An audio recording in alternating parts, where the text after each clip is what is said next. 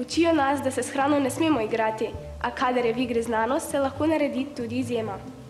Živjo, jaz sem Urška, jaz sem Teja in Ana Marija. In to je Infodromova počitniška rubrika z možgani na pašo.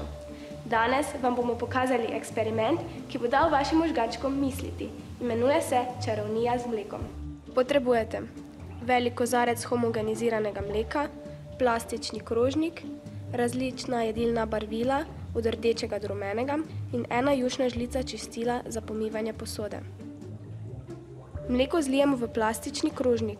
Globina naj ne preseže 1,5 cm.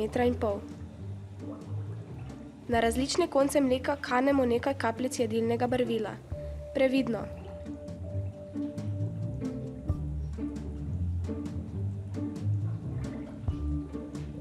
Na sredino zlijemo žlico čistila za posodo.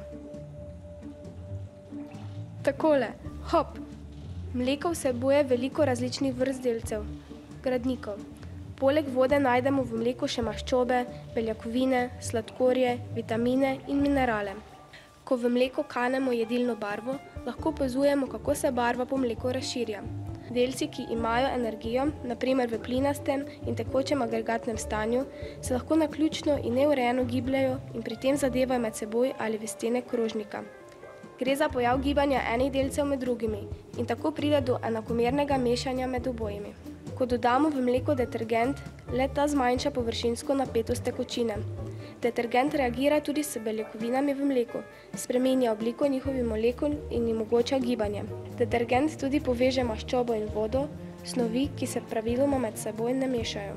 Žlica čistila za posodo povzroči, da se barvilo širi in meša po vsem mleku.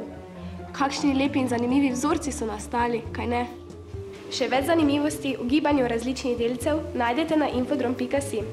To je bil eksperiment Čarovnija z mlekom.